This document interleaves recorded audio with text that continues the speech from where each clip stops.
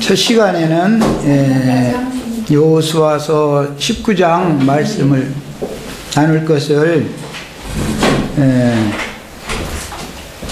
개략적인 걸 말씀을 나눴고, 이제는 그 세부적인 내용으로 들어가는 거예요. 갈라디아서 2장 1절에서 9절을 같이 찾아서 읽어보겠습니다. 갈라디아서. 신약 성경의 적용을 알아보기 위해서 그래요. 일곱 교회에 관한 이제 이상을 쭉 추적을 해 나갈 건데, 신분으로 보자면 바울이라는 사람도 혈통적으로는 유대인이었습니다. 그리고 이제 베냐민 지파 출신 사람이죠. 그런데 그는 육신으로 오신 예수님께 사도로 피택된 게 아니고 안디옥 교회의 교사였었다가 주의 성령께서 바나바와 함께 파송을 받은 영적인 사도였습니다. 성령으로 말미암아 사도로 피택된 대표 사도지요. 바울 사도는 갈라디아 2장 1절에서 9절 읽습니다. 14년 후에 내가 바나바와 함께 디도를 데리고 다시 예루살렘에 올라갔나니 계시를 따라 올라가 내가 이방 가운데에서 전파하는 복음을 그들에게 제시하되, 예루살렘 사람들에게 제시했다는 거예요. 유력한 자들에게 사사로이 한 것은 내가 다름질하는 것이나 다름질하는 것이 헛되지 않게 하려 함이라. 그러나 나와 함께 있는 헬라인 디도까지도 억지로 할례를 받게 하지 아니하였으니 이는 가만히 들어온 거짓 형제들 때문이라. 거기에 개축을 쳐놓습니다. 초대교회 때 이미 가만히 들어온 거짓 형제들이 있었습니다. 예수님의 예언에서는 이런 사람들을 가라지라고 그러죠. 사람들이 잘 때 마귀가 가라지 씨를 덧뿌리고 왔다 그랬는데, 그들이 가만히 들어온 것은 그리스도 예수 안에서 우리가 가진 자유를 엿보고, 이 자유를이라는 것은 구속 죄들의 사면을 받은 사람들은 양심의 자유를 얻게 되기 때문에, 복음을 통해서 양심의 자유를 얻게 되기 때문에 마음에 새긴 율법 혹은 유대인의 의문의 율법에서도 다 벗어나서 자유를 받게 되죠. 그것은 결국 진리를 아는 지식이 사람 속에 믿음으로 취해지면 진리를 알지니 진리가 너희를 자유케 하리라. 로마서 8장에서는 죄와 사망의 법에서 너희를 해방하였습니다. 이런 말이에요. 이런 자유를 누리는 것이 뭔가에 대해서 유대인들은 궁금했다 이거예요. 저 사람들은 왜 율법 제도를 할례도 행하지 않지요? 무슨 율법에 따르는 모든 것들을 배제해버려. 안식일도 안 지키지요. 약 뭐 이러니까 이놈들이 도대체 어떤 놈들이야 하고서 이렇게 살그머니 신자인 것처럼 해서 제자들의 모임에 와가지고 망을 봤다 이 말이죠. 이 사람들이 사실은 구약 성경에는 들짐승들이다 이게, 들짐승들. 해가지고 이 사람들이 이렇게 가만히 들어온 것은 영적으로 구속하여서 하나님의 것, 그리스도의 것으로 삼은 주님의 양들을 그 중에서 비실비실하고 약한 놈을 잡아먹으려고 그러는 거죠. 그래가지고 자기를 따르게 만들고 자기 사람 만들으려고 그러는 거예요. 그들에게 우리가 한시도 복종하지 아니하였으니, 그러니까 그 교회 내에서 벌써 두 세력이 전통을 고수하고자 하는, 유대인의 율법 교리를 고수하고자 하는 어떤 세력과 성령의 증거 계시를 추종하는 세력이 다툼이 암암리에 암투가 있었다라는 걸 지금 알 수 있는 거고, 그런데 바울과 그를 따르는 사람들은 한시도 가만히 들어온 자들, 그런 사람들에게는 복종하지 않았다. 그러니까 율법으로 다시 돌아가지 않으려는 피나는 그 투쟁이 있었다라는 말이죠. 이는 복음의 진리가 항상 너희 가운데 있게 하려 함이라. 유력하다 하는 이들 중에 본래 어떤 이들이든지 내게 상관이 없으며, 뭐 말하자면 유명한 사람이라도 나는 두렵지 않다. 지들이 신학적으로 교리적으로 뭐 쩍쩍했었지만 나에게는 하나님이, 진리의 하나님이, 계시해 주시는 하나님이 나에게 함께 계시기 때문에 내가 그들이 하나 두렵지 않다, 이제 이 말이요. 말하자면 본래 어떤 이들이든지 내게 상관이 없으며 하나님은 사람을 외모로 취하지 아니하시나니 저 유력한 이들은 내게 의무를 더하여 준 것이 없고, 이 말은 율법으로 다시 돌아가게 하는 것을 강요했다고 해서 바울 사도가 그들의 교리에 굴복한 것이 하나도 없다, 지금 이 말을 하는 거예요. 바울 사도는 무슨 뭐 사람의 손으로 지은 성전을 세우라든지 무슨 신학교를 졸업해 가지고 뭐 안수를 받아서 뭐 뭘 하는 그 랍비 학교를 졸업을 했냐 안 했냐, 본인도 하기는 랍비 학교를 졸업해서 그 위임도 받고 다 해본 경험이 있는 사람이니까. 네? 도리어 그들은 내가 무할례자에게 복음 전함을 맡은 것이 베드로가 할례자에게 맡음과 같은 것을 보았고, 베드로에게 역사하사 그를 할례자의 사도로 삼으시니가 또한 내게 역사하사 나를 이방인의 사도로 삼으셨느니라. 또 줄쳐놓습니다. 기둥같이 여기는 야고보와 게바와 요한도 내게 주신 은혜를 알므로, 예루살렘 교회의 기둥이 야고보, 게바, 요한이었다, 이 말이죠. 그런데 예루살렘 교회 이때 당시의 예수님의 사도 시대의 초기 때 예루살렘 교회는 완전한 교회가 아니다라는 걸 아까 이미 말씀을 드렸어요. 그것은 양다리를 걸치는 상태였다, 이 말이야. 그래서 요한도 내게 주신 은혜를 알므로 나와 바나바에게 친교의 악수를 하였으니 우리는 이방인에게로 그들은 할례자에게로 가게 하려 함이라. 하나님은 그분의 경륜을 향하시는 분이다.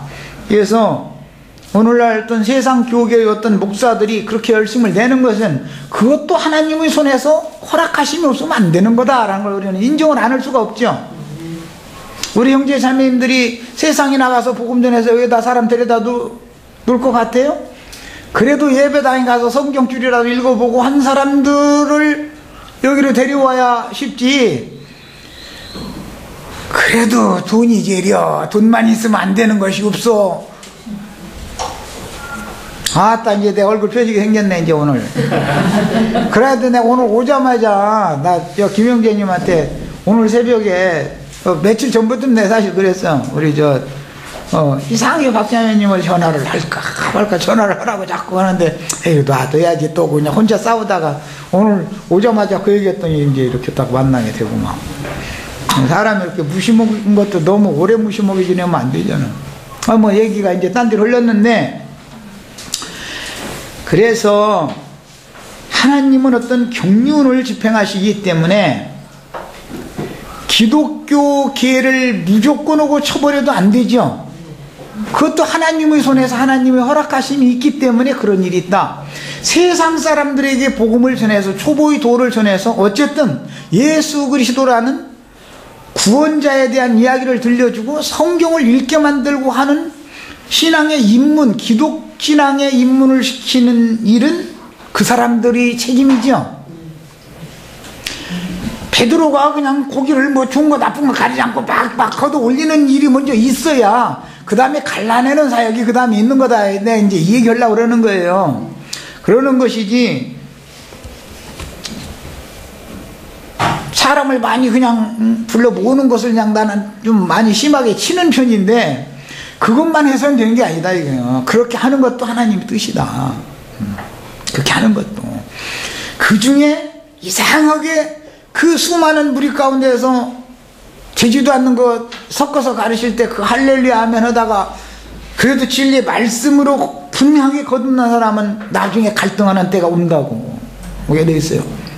그 사람을 빼내야 되는 것이지, 거기가 할렐루야 아멘이고 죽어도 그가 제일 좋고 그러면은 가만 놔둬야 되는 거예요. 사람은 때가 될 때까지.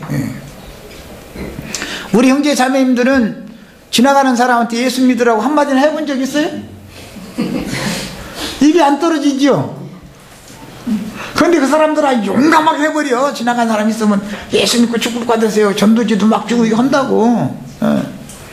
다 하나님이 하시는 일이라는 것은 질서대로 하는 거다. 그분의 보관대로.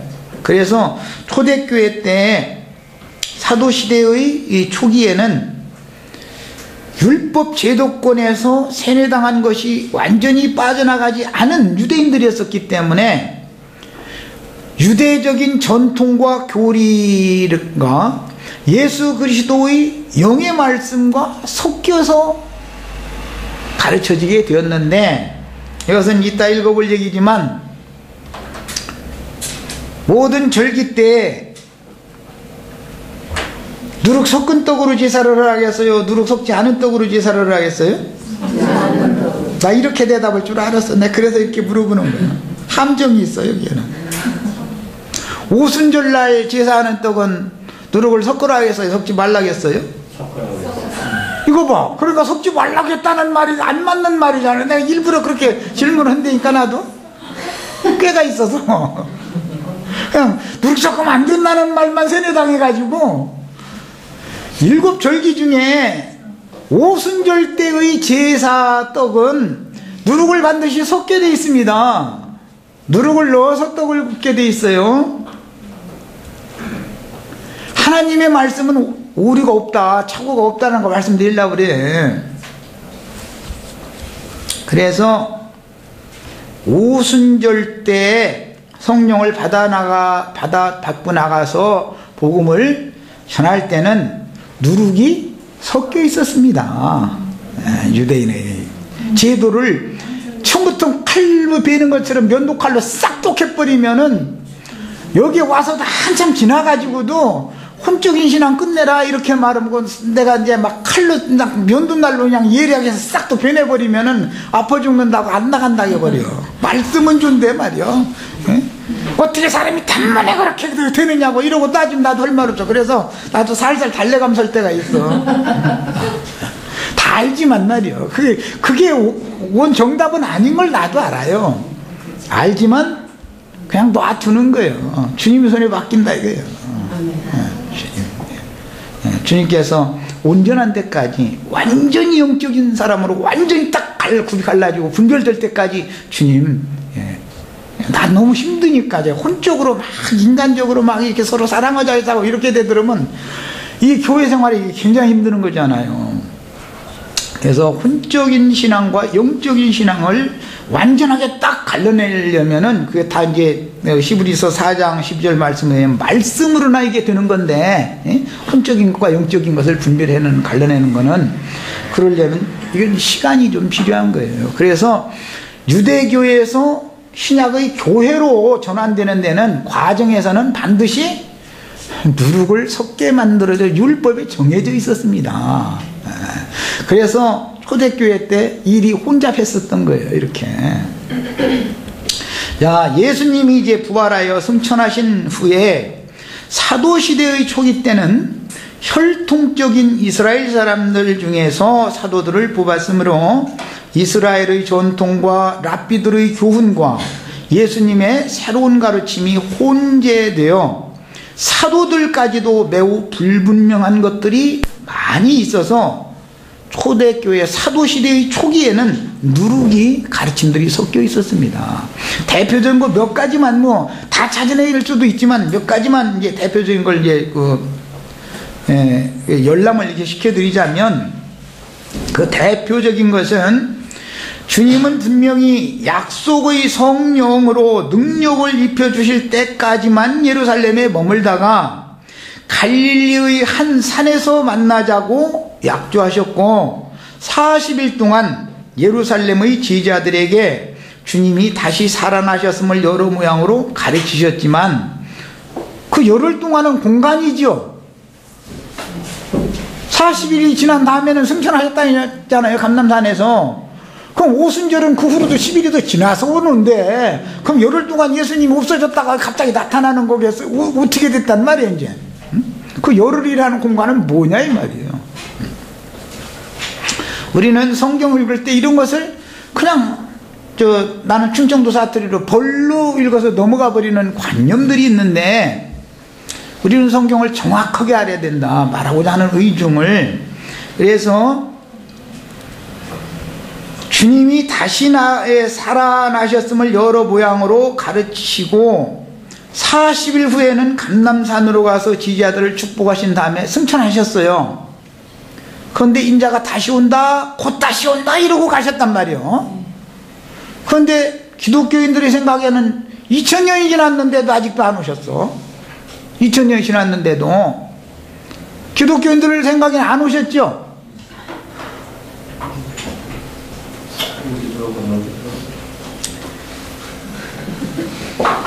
그래서 부활과 승천 그리고 재림에 대한 이상이 사도들 자신에게도 불분명했고, 왜? 유대인들 중에서 제자로 택해서 뽑았으니까. 유대인이 관념이 그들에게 세뇌당한 것이, 수천 년 동안 세뇌당한 것이 있는데 불과 3년 반 가르침 받은 거 가지고 이게 싹 씻어지느냐?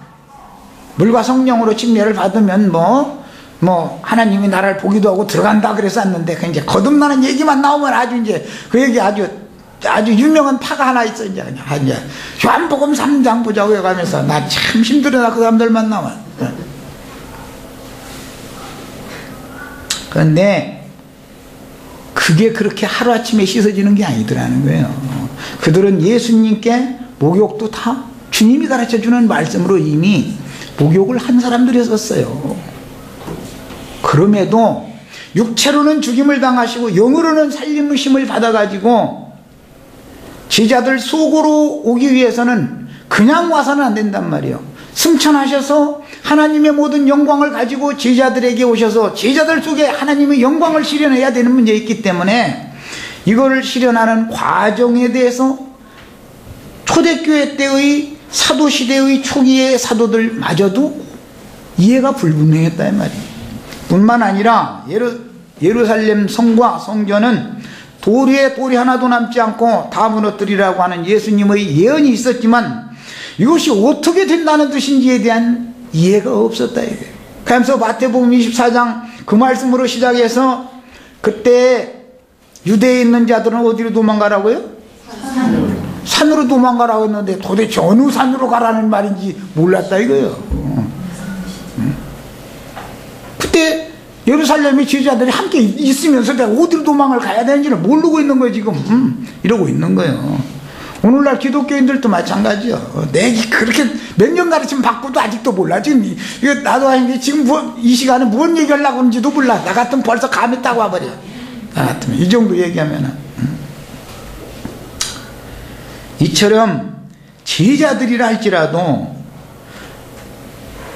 유대교에 심취되어 있다가 빼내심을 받은 육신으로 오신 예수님께 부르심을 받은 제자들은 불분명한 것이 많았었던 것이다. 초대교회 때는. 그런데 오늘날 어떤 신령하다 하는 사람들 보면 초대교회로 돌아가야 된다고 그랬었는데 초대교회로 돌아가면 안 됩니다. 알고 돌아가야지. 예루살렘 교회로 가자는 말이요? 혼재되어 있는, 혼합되어 있는 옛것과 새것을 새천을 주워놓고 나서는 너희 마름질 다시 잘하고 너희 치수 몸에 맞도록 마름질 잘 해가지고 요 재봉산에가 따로 보내줄 테니까 그거 맡겨서 옷 딱딱 맞춰서 입어. 그리스도로 옷 입는 게 그 말이지요. 야, 새천이라는 건 진리의 성령을 보낸다 이 말인데, 새것을 보낸다 이 말인데, 야, 그리스도로 옷 입으려면 새천을 주셨으면 자기 몸에 맞도록 제단을 주님께 맡겨가지고 호운다 그러는데, 이제 성경에는 호지 않는 수고 통호지 얘기하면서 호운다 그러는 게 재봉을 해서 이렇게 이런 데 이렇게 마무리한다 이제 이런 말인데, 깃을 만든다 이런 말인데, 이걸 어떻게 하는지를 몰랐다 이거예요. 내가 그리스도 안에 들어가서 그리스도로 옷 입는다는 게 무슨 뜻인지를 몰랐다 이거예요. 교리는 알아. 물과 성령으로 나면 보기도 하고 들어가기도 하고 막 이러면서. 그래서 들어가면 다 되는 게 아니죠. 가나안 땅에 들어가는 것은 아까 내가 서두에 말씀드렸어요. 불과 50년 미만에 들어갔지만 통일 왕국이 실현돼서 나머지 7지파의 기업이 완전히 정복되기까지는 앞으로 500년이라는 시간이 지나가야 되는 거단 말이에요. 다윗 왕국 때 통일왕국이 와요. 그때 드디어 가나안 땅 전쟁이 끝난단 말이에요. 안식이 그때 실현된다 이 말이에요. 이런 걸 너무 몰라. 가나안 땅에 들어가기만 하면 다 된 줄 알아. 또 들어갔다고 다 되는 거예요. 들어가서도 들어가자마자 첫 전투에서 전사당해버리고 그럼 끝나는 거지 뭐. 예. 여리고성만 무너뜨린다고 다 되는 게 아니요. 얕잡아 보던 성에서 예. 거기서 대패하고 아주 거기서 죽은 자가 많단 말이에요. 뭘 알아야 돼 성경을 정확하게. 그래서 말하고자 하는 의중을. 그래서 아까 이제 저 시간에 내가 사방에다가 그냥 새끼를 많이 쳐놓는데 말이요.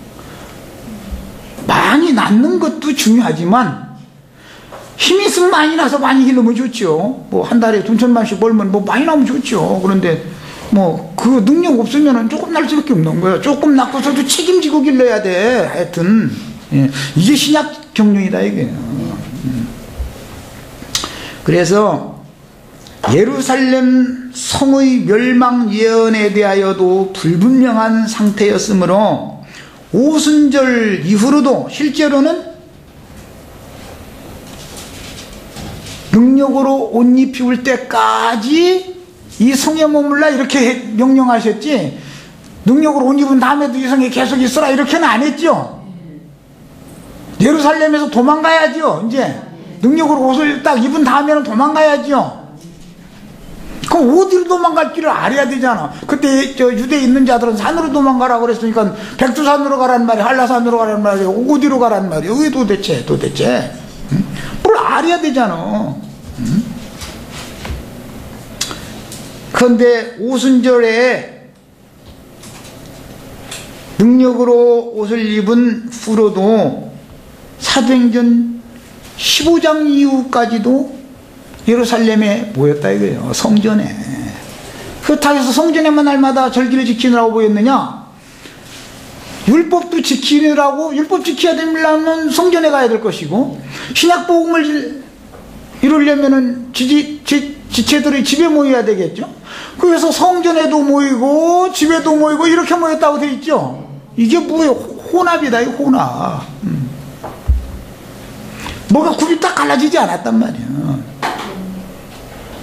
예수님이 이미 6월절에 절기 때 유대인의 최대 명절인데 똑같은 날 똑같은 시간에 유대교인들은 예루살렘 성전에 모여서 소잡고 양잡고 그날리를 죽이고 있는데, 번제단에다가 피 뿌리고 그날리를 하고 있는데, 예수님과 지지자들은 지지자의 집에 모여가지고선 지금 이러고 있으면 벌써 뭔가 암시를 딱 받아야 되잖아요. 아, 이제부터는 사람이 손으로 지은 성전에 모이는 때가 끝났다는 뜻이구나. 벌써 절기를 지키러 모일 때 성전에 모이면 안 되는 거거든. 예. 그래도 그렇게 뭐 이렇게 싹둑 자르면 안 된다 이거예요. 그래가지고 그걸 허용을 하나님이 율법에 이미 레위기 23장 율법에 모든 절기 제사 때 떡은 무교병떡으로 제사를 해야 하는데 6월 오순절 때의 제사떡은 반드시 누룩을 섞으라고 율법에 이미 제정을 딱 해놨었던 것이다 이거예요. 단칼에 되는 게 아니다는 거예요. 이게 사람이 한번 세뇌당한 어떤 교리가 있으면은 그걸 단칼에 배져나가고 한 번에 싹 씻어 나가는 게 아니다 이거예요. 그런데 교리적으로는 베드로도 다 알고 있었습니다. 주의 말씀을 믿음으로 은혜로 구원을 받는다 라고 사도행전 15장에 보면 분명히 말했고, 말씀을 믿음으로 깨끗게 된다, 영혼이 깨끗게 된다 분명히 본인이 증거를 했습니다. 그런데도 실제적으로 베드로 자신의 실제 신앙에 있어서는 알고는 있었지만 실제 신앙에 있어서는 깨끗하게 씻어지지 않았기 때문에 나중에 갈라디아 지역, 저 이방 지역에 가서 바울이 가서 애써서 복음 전해놨더니 놀러나 한번 가보죠. 이제 이렇게 들렸는데, 그때 마침 아마 이제 오늘 우리 이제 곧 이제 점심 먹을 시간인데, 예, 아마 밥 먹던 시간이었던가 보지. 근데 마침 그때 도착해가지고서는, 아니, 이방인들하고 함께 밥 먹는데 뭐 아무 스스럼 없이 같이 먹었다 이거요, 계속. 그런데 생각지도 않게 온다는 통보도 없이 예루살렘에서 유명한 자들이 느닷없이 들이닥치는 거예요. 응? 가만히 와서 엿보는 자들이 왔다 이거예요. 그러니까는 그냥 갑자기 숟갈 딱 놓고, 숟갈로 먹었는지 손으로 먹었는지 나 잘 모르겠는데, 어쨌든 딱 놓고서는 입 딱 닦아버리고, 이방인들하고 난 상종도 안 한다. 이방인들하고 한 상에 앉아서 먹으면 되냐 이거예요. 율법 지켜야지. 아, 이러더라는 거거든요. 그럼 베드로가 완전히 씻어져. 본인이 전한 말을 본인이 지금 지킨다는 거예요, 안 지킨다는 거예요? 남에게는 말은 교리적으로는 잘 가르치는데 본인은 아직 씻어지지 않았다 이거예요. 이게 반증이에요. 그게 사도시대의 초기 상황이었습니다. 예, 그러면은 그때 유대에 있는 자들은 예루살렘 멸망을 앞두고 어디로 도망가야 된다고요? 산으로 도망가는데 어떤 산으로 도망가는 것 같아 이제? 백두산으로? 한라산으로? 어디로 산으로 도망가라는 말이야? 갈릴리 해변에 있는 주님께서 마태복음 5장, 6장, 7장 처음 복음을 시작하셨을 때 흔히 말하는 산상순이라고 하는 모세로 말미암아 시내산에서 율법의 저주의 말씀을 받은 사람들에게 복의 말씀으로 바꿔서 선포한 것이 심령이 가난한 자는 복이 있느니부터 시작되는 말이죠. 복 받는 말이죠. 저주의 말을 복으로 바꿔서 선포한 그 산이 갈릴리변에 있었습니다. 갈릴리 해변에서 그 말씀 전했죠. 해변의 산에 올라가셔서 그 산에서 밤이 맞도록 기도하고 12지제도 거기서 택했어요. 또 그래서 예수님이 부활하신 후에 막달라 마리아와 다른 마리아에게 부탁하시기를, 야, 내가 먼저 갈릴리로 갈 테니까 내 제자들이랑 갈릴리로 빨리 거기로 오라고 그래라. 그래 거기서 나랑 만나자. 그랬는데 제자들이 갈릴리로 갈 생각을 안 해요. 예루살렘에 그냥 늘어붙어서 거기서 한자리 해야 되겠다 이거예요.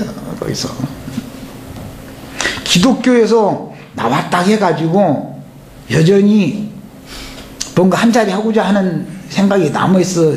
예루살렘이라는데 늘어붙어 있으면 안 된다 이거. 거기 곧 지금 로마를 군대를 보내가요. 주님 예언을 실현해서 심판에 빠질 거고, 그러니까 심판당하기 전에 빨리 어떻게 해야 돼요?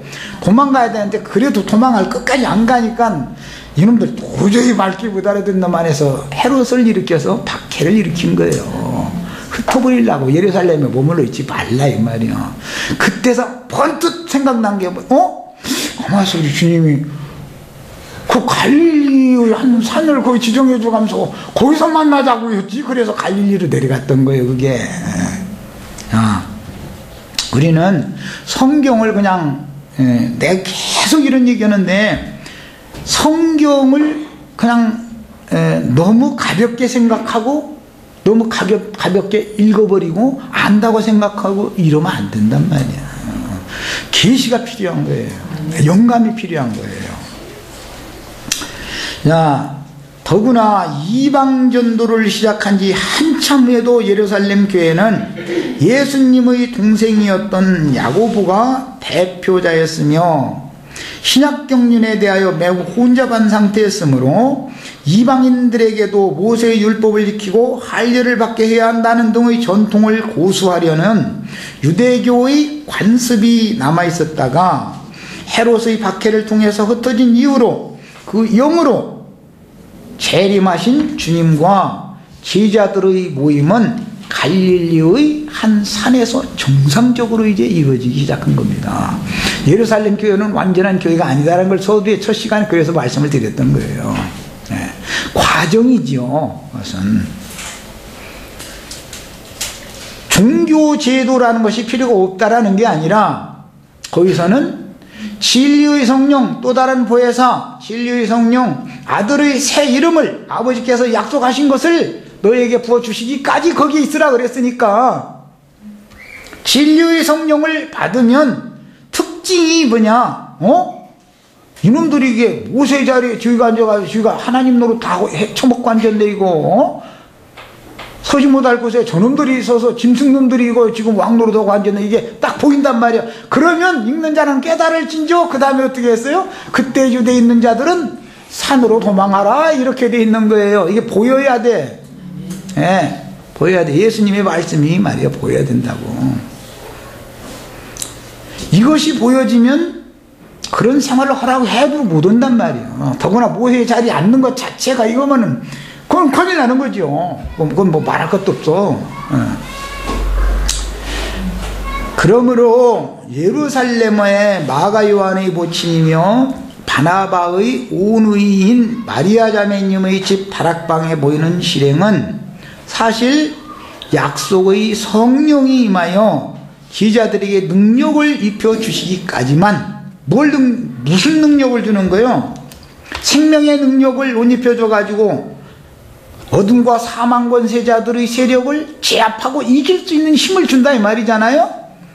그러면은 예루살렘에 더 이상 머물면 안 된다 이거예요. 예수님이 이 시를 따라가야 되는 거죠. 우리는 그리스도의 제자들이지 모세의 제자들이 아니죠. 모세의 제자도 하고 싶고 그리스도의 제자도 하고 싶고 양다리 걸치고 싶어요? 이거는 성령을 너무 모르는 사람들이다 이거예요. 지금 혼잡이네. 전부 모든 게 다. 모든 게 그냥 딱 갈라진 게 없어. 그래서 약속하신 성령, 약속의 성령으로 옷 입혀주시기까지 하나님의 필요대로 예루살렘에 일시적으로 교회를 세운 것이지 예루살렘 교회가 계속 2000년 동안 계속 흘러나온 게 아니죠. 예루살렘이 이미 멸망해버렸죠. 멸망시키기 전에 제자들은 흩어서 보존을 한다 이거예요. 제자를 보고 너는 멸망의 성, 영적 애굽이요 영적인 소돔성에서 뒤도 돌아다보지 말고 들에도 머물지 말고 지시하는 산까지 도망가라. 이 창세기 19장에서부터 예언에 나왔던 말씀이요. 예. 산까지 도망가야 된다 이거예요. 거기에 가서 생명을 보존해야 된다 이거예요. 교회 생활을 어디에 가서 어떻게 해야 되는지를 알아야 돼요. 7교회 얘기하다가 내가 왜 이야기를 하느냐, 결론적으로 7교회들마다 다 모든 교회들마다 이기는 자들에게 주는 상급 분깃이 다 있지요. 그렇지만 장자권자들이 있단 말이에요. 장자들이 교회로 빼내심을 받아야 돼. 거기까지 가야 하는 것이지 소돔성에서 나와가지고 아이고 거기까지 난 갈 자신 없으니까 저 내 눈앞에 보이는 수월성으로 좀 가게 해달라고 그런 신앙 가지면 안 되겠다 이게. 기독교계에서 나온 것이 다가 아니에요. 큰 성이라는 게 기독교계지요. 유대교 조직에서 나온 것이 다가 아니에요. 요한에게 머물면 안 된단 말이에요. 예수님께까지 가야 된단 말이에요. 네. 예수님께까지 가야 돼요. 기독교계에서 나온 것만 자랑해가지고 안 돼요. 이리저리 우왕좌왕하고 다니다가 보면은 롯과 그 두 딸들이 무언지 더는지를 한번 생각해 보시오. 차라리 소돔성 놈들보다 나은 게 뭐가 있어. 나와서 한다는 짓들이. 이해가 되셨죠? 기독교계에서 나온 거 자랑하는 사람들 치고 영이 말도 못하게 교만해요. 다 된 줄로 알고 재산 받고 거듭난 것이 다라고 떠들고 다니고 앉았고. 차라리 소돔성에 있는 놈들만 또 못한 경우가 수없이 많아요. 7 귀신들로부터 가지고 더 나빠진 경우가 얼마나 많은지 몰라요.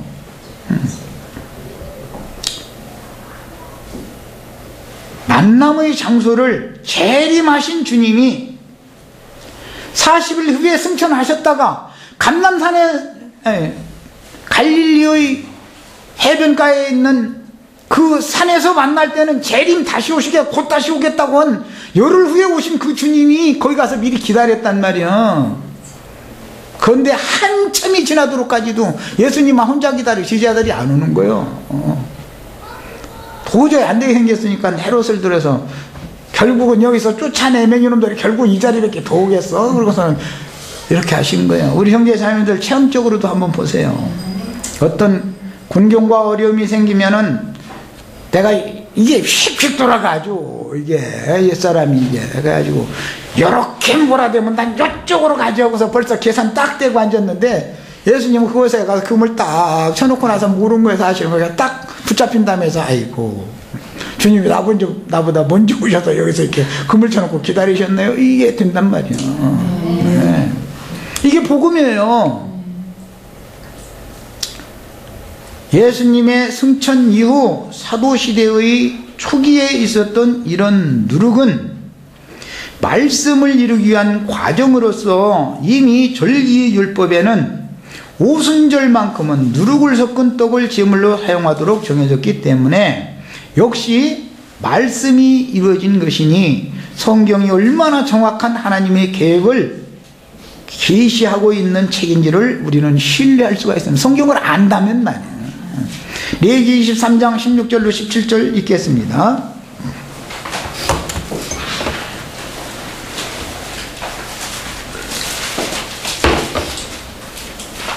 레위기 23장 그 절기율법이죠. 23장은 전체가 다 16절로 17절 읽습니다. 일곱 안식일 이튿날까지, 이게 50일째 되는 날까지 그 말이죠. 일곱 안식일이 지나가면 77이 49, 49일이 지나간 다음에 그 이튿날까지 그 말이에요. 예수님은 부활하신 다음에 40일 동안만 제자들을 데리고 다니면서 육체로는 죽임당하시고 영으로는 다시 사신 그리스도 나는 다시 살았다. 무궁한 생명의 능력이 나에게 역사한다. 생명은 예수 안에 있는 거. 그래서 사망을 이기는 생명 능력이라는 건 그 능력으로 옷 입혀질 때까지 너희는 이 성에 유하다가 이제는 산으로 도망가라. 내가 지시에는 그 산에서 만나자 이미 약조가 돼 있었던 거다 이 말이에요. 그래도 사람들은 본인의 체험이 없으면은 말씀대로가 안 되는 거예요 이게. 그래서 기독교계의 어떤 것을 적당하게 받아들이려고 하는 이걸 오늘 이 시간은 적어도 이 시간은 이제 중점이 이거예요. 적당하게 취해가면서 주님이 봄된 교회 생활도 하려고 가면서 이런 양다리 걸치는 이것은 끝내야 된다. 이건 안 돼. 이것을 계속해서는 안 되는 거다 이거예요. 언제까지 그럴 거냐 말이에요. 언제까지. 자, 이제 읽어나갑니다. 일곱 안식일 이튿날까지 합하여 50일을 계수하여 새 소제를 여호와께 드리되 너희의 처소에서 10분의 2 에바로 만든 떡 2개를 가져다가 흔들지니 이는 고운 가루에 누룩을 넣어서 구운 것이요. 오순절 떡은 누룩을 넣어서 구워라 이렇게 돼 있죠. 율법에 이미 신약경륜이 실현되기 한참 전인 율법에 이미 이게 계시가 돼 있었던 거다. 모든 절기의 소재 제물은 절대로 누룩을 넣어서 구운 떡을 사용하지 않습니다. 그럼에도 오순절 떡만큼은 누룩을 넣어서 굽도록 율법에 정해놨었다. 왜요? 이는 첫 유제로 여호와께 드리는 것이다. 이 유제라는 건 부활을 상징하는 겁니다. 자, 사도시대의 초기에는 심지어 성령께서 세워 이방인에게로 보내신 바울사도까지도, 바울사도는 굉장히 하나님의 신약경륜에 밝은 사람이었었죠. 베드로보다 훨씬 밝죠. 서원을 갚기 위해서 머리를 깎는 결례를 예루살렘 성전에 들어가서 행했습니다. 바울사도도. 나같이 이제 나중의 바울사도, 디모데 후서를 쓸 때 그때의 바울사도와 같이 명확해졌다면 이렇게를 하지 않죠. 난 율법에서 완전히 벗어났다. 그것은 무슨 서원제를 갚고 무엇하고 이런 건 전부 이것은 그 율법 제도다. 나중에 바울사도가 자기 자신을 관제로 드리는 얘기를 했어요. 그때 분명해진단 말이야. 그게 서원제를 갚는 거잖아요. 자신을 값없는 은혜로 이같이 큰 구원을 베풀어 주신 주님을 위해서 자신의 생명을 부어드리는 제사를, 그것이 서원을 갚는 일생이단 말이에요. 남은 일생. 그 제사장으로서 살았다 이거예요. 그때서 확실해진 거예요. 바울사도마저도 말이에요. 야, 더구나 고린도 교회 때 이제 바울 사도의 사역의 초기 때 주님의 재림에 대하여 아직도 불분명했었기 때문에 임박한 재림을 준비하기 위하여 딸 가진 자들은 딸을 시집 보내지 않고 오로지 주인 할만을 기다리며 처녀로 그냥 지내게 하는 것이 좋겠다고 권할 정도로 바울 사도도 불분명했어요. 바울 사도도 때와 기한에 관하여는 기한이라는 것에 대해서 너무 불분명했다 이거예요. 그때 당시는. 나중에 사도들이 예루살렘이 멸망한 이후에 AD 93년 96년 이때까지 살았다 그러니까 70년에 멸망했으니까 20년이 넘도록 사역을 더 한 다음에 그때서 예루살렘 멸망 예언이 이와 같이 정말로 기가 막히게 이루어졌구나.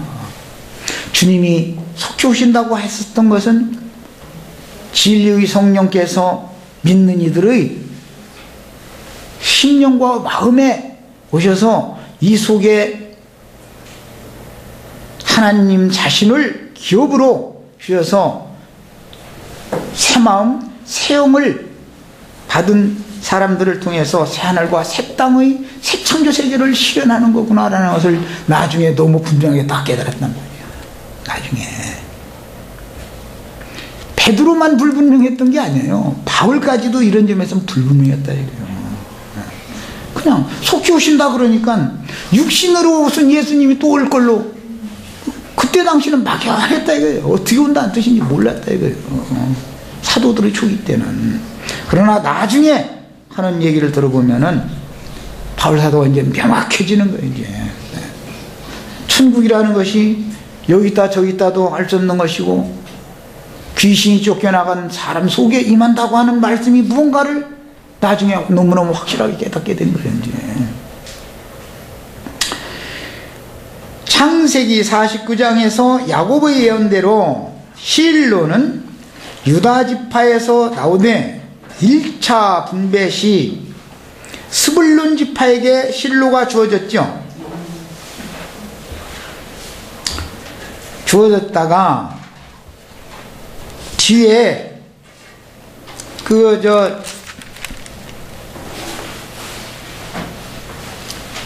실로를 스불론 지파 기업 이야기를 쭉 읽어 나가 보겠습니다. 셋째로 스불론 자손을 위하여 그들의 가족대로 제비를 뽑았으니 하고 나서 그들의 기업 이야기가 쭉 나오는데 그들의 기업이 실로가 있었던 지역이었습니다. 이 지역 중에 베들레헴이라는 곳이 나와요. 베들레헴. 실로이신 안식이신 천천히 흐르는 물인 진리의 성령이 되신 주님이 안식을 주러 오실 때 육신으로 오실 때는 15절에 보면 어디로 와요? 베들레헴으로 와요. 베들레헴으로. 그런데 베들레헴은 원래는 유다 지파의 기업이 아니라 스불론 지파에게 준 기업이었습니다. 거기가. 이 스불론 지파 지역이 있는 갈릴리 해변 지역을 유대인들은 이방의 갈릴리요 이렇게 부르죠. 흑암에 앉은 자들이다 이렇게 부르고 버림받았다고 생각했다 이거. 하나님이 이들을 다 버렸다 말이야. 이랬다 이거. 그런데 예수님이 갈릴리 해변의 그 긴네렛 호수편에 있는 이 베들레헴이라는 곳으로 왔다 이거예요. 이게 얼마나 놀라운 얘기인지를 우리는 성경에 보면 우리는 모두 베들레헴 그 에브라 땅의 베들레헴은 유다 지파의 기업이지 이렇게는 다 알고 있죠. 왜 그곳은 에브라 땅의 베들레헴이라고 하는 곳은 모압 여자를 취해서 다윗의 할아버지를 낳은 오벳이라고 하는 게 오벳이 다윗의 할아버지죠. 오벳의 아버지가 누구였어요? 룻의 신랑 된 사람이 누구요? 보아스 사람이 에브라 땅 베들레헴의 유력자였죠. 그 베들레헴이라는 것은 원래는 유다 지파의 기업이 아니었어요. 스불론 지파의 기업이었어요. 예수는 유대인의 하나님만이 아니고 이방인의 하나님도 돼야 되기 때문에 이렇게 암시가 된다 이거예요. 이방 땅에. 이방 땅인데 왜 나중에는 그것이 유다 땅이 되냐 말이요. 이게 이런 것을 우리는 성경에서 다 찾아 읽을 줄을 아셔야 돼요. 성경 읽을 때는 그냥 벌로 읽으시면 안 된다. 시간이 다 됐어요 벌써요? 예, 그러면 우선은 시간이 됐기 때문에 여기까지만